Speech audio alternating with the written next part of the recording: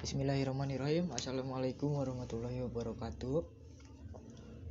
Nama saya Muhammad Fikri Abiasa dari kelas PTIK 2B dari kelompok 5 akan menjelaskan mengenai merancang pengamatan jaringan di tugas pertemuan keempat.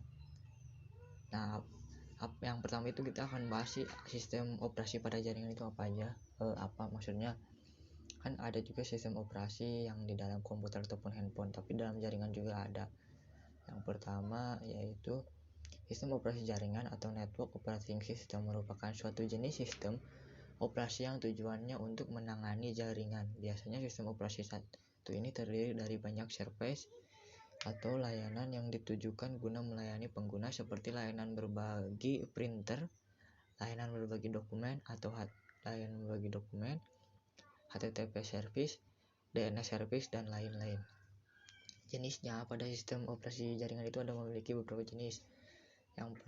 Sistem operasi jaringan yang pertama ada sistem operasi jaringan yang berbasis grafis. Sesuai namanya ini kan maka operasi ini memakai tampilan gambar grafis untuk memudahkan proses konfigurasi atau pemakaian dari sistem ini. Kelebihannya, desain grafis lebih menarik, user friendly atau mudah dipakai, meningkatkan dan menarik minat dari pengguna. Selain mempunyai kelebihan, sistem operasi ini juga pasti mempunyai kekurangan. Yang pertama, kekurangannya itu memerlukan memori besar, bergantung sekali pada hardware, dan fleksibilitas yang kurang. Contohnya itu untuk sistem operasi jaringan yang berbasis grafis, yaitu ada Windows XP, Windows Server 2003, Windows NT, ada Linux Red Hat, Microsoft Net, ada Microsoft LAN Manager. Yang kedua, sistem operasi jaringan yang berbasis teks. Networking operating system yang ini sesuai namanya memakai perintah yang berupa teks atau perintah DOS yang dipakai untuk jalankan sistem operasi dan untuk melakukan operasi konfigurasi. Kelebihannya, yang pertama, mudah dalam pengoperasiannya, tidak terlalu besar space yang dibutuhkan, tidak seperti yang berbasis grafis. Untuk kekurangannya sendiri itu teks merupakan mode operasinya tidak mudah digunakan karena tidak friendly, karena teks tidak kompatibilitas dengan software atau software grafis. Contohnya itu untuk sistem operasi jaringan yang berbasis teks ada Sun Solaris, ada Linux SUS, ada Mac OS, ada Knoppix, ada Unix, ada Windows 2003 Server, ada Windows NT. Next, ada sistem operasi jaringan yang berbasis GUI. Sistem ini di mana penggunanya tidak perlu menghafal berbagai baris kode dan bahasa pemrograman yang rumit. Pengguna lebih dimudahkan dengan adanya perintah simbol, gambar, dan grafis. Contohnya itu Windows, ada Unix, ada Linux, ada IBM, ada Chrome OS. Chrome OS masuk GUI ya? B aja sih Chrome OS kuning.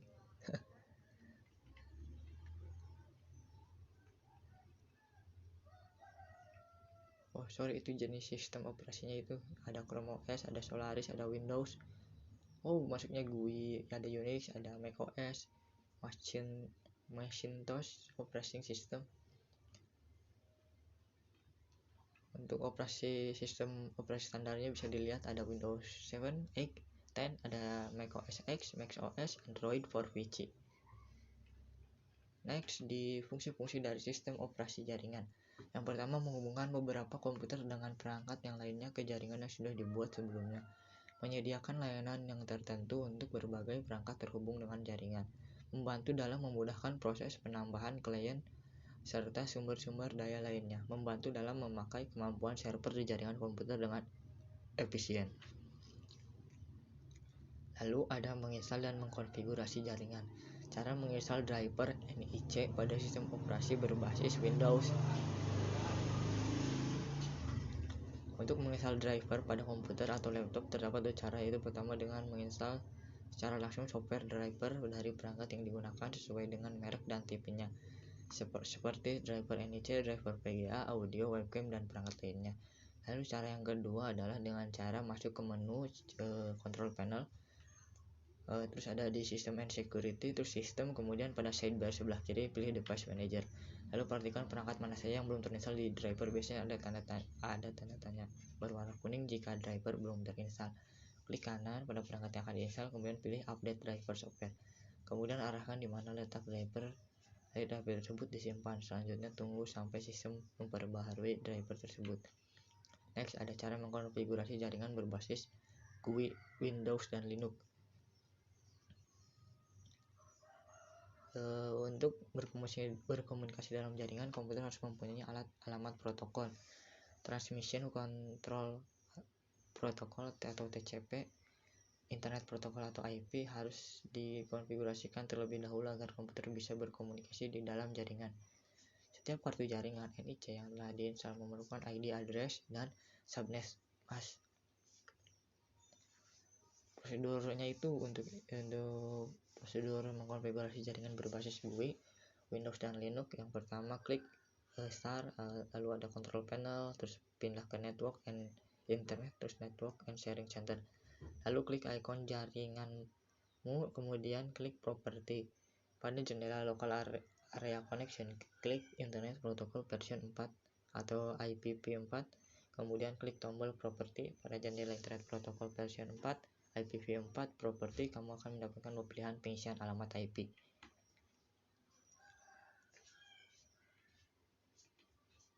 Isikan IP address sesuai dengan keinginanmu, misalnya 193.168.0.70 untuk komputer pertama, 193.168.0.71 untuk komputer kedua, dan seterusnya.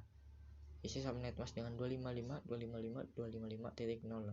Masukkan alamat server. Pada default gateway berupa 193.168.0.1. Jika diperlukan untuk mengaktifkan domain name DNS, isikan preferred DNS server dan alternate DNS server. Jika sudah selesai, klik OK. Cara mengkonfigurasi jaringan berbasis GUI Linux. Sebelum melakukan konfigurasi, pastikan bahwa NIC telah terpasang dengan baik. NIC atau Network Interface Card atau Ethernet Card di dalam sistem operasi Linux dikenal dengan nama ET. Untuk langkah-langkah konfigurasi jaringan di Linux bisa diikuti seperti di bawah ini. Kalian bisa bacalah sekaligus dipraktikkan langsung biar langsung paham. Cara mengecek jaringan bekerja dengan baik. Nah, untuk cara mengecek jaringan bekerja dengan baik ini biasanya ke CMD ya, command prompt.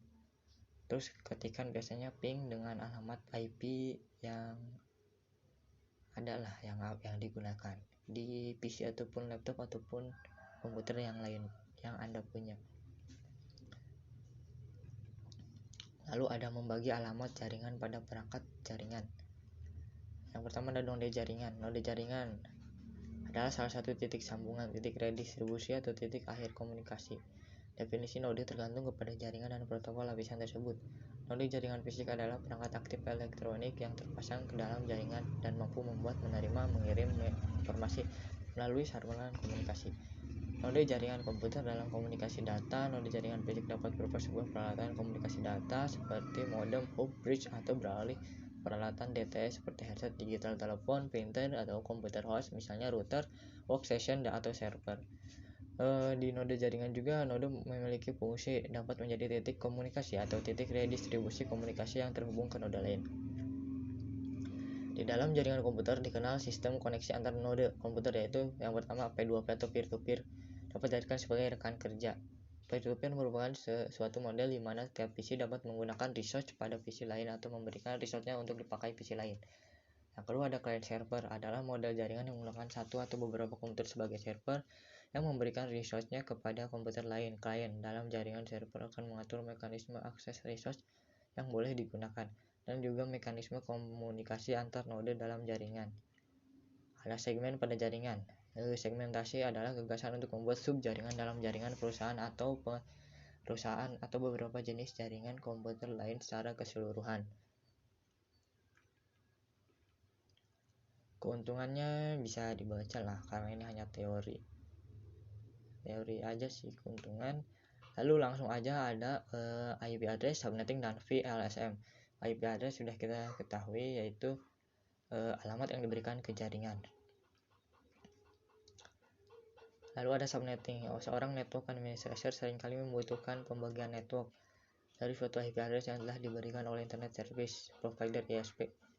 Nah, karena kan subnetting ini berarti kan membagi, karena IP address ini sangat terbatas gitu. Lalu ada variabel like subnet mas. Konsep subnetting memang menjadi solusi dalam mengatasi jumlah pemakaian IP address. Akan tetapi kalau diperhatikan maka akan banyak subnet. Maka dari itu kita harus menggunakan VLSM. Untuk ini topologi. Lalu topologi.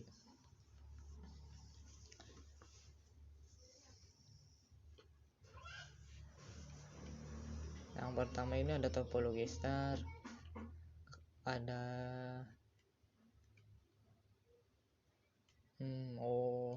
sebenarnya sudah dibahas di blog sebelumnya. Untuk topologi saya menggunakan topologi star, ini materinya dan ini contoh hasilnya.